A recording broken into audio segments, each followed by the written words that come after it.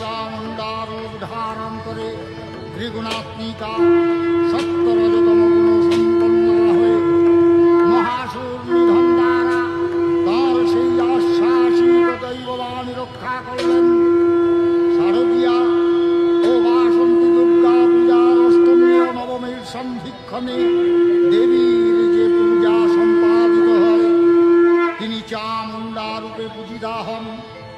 কার্তিকে দীপান্বিতা অমাবস্যার নিশাকালে যে চতুর্ভুজা কৃষ্ণবর্ণা কালিকার পূজা আরম্ভে করা হয় তিনিও চামুণ্ডা রূপে পূজিতা। তিনি সমগ্র কালকে হরণ করেন বলে কালিকা নামে অভিহিতা। কালী করালি চামুণ্ডা রূপ ধারণ করে ত্রিগুণাত্মিকা সত্তরজতম গুণ সম্পন্ন হয়ে মহাসুর নিধন দ্বারা তাঁর সেই আশ্বাসিত দৈববাণী রক্ষা করলেন।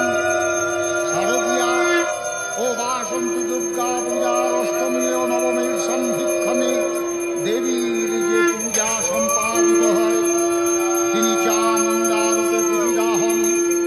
কার্তিকে দীপান্বিতা অমাবস্যার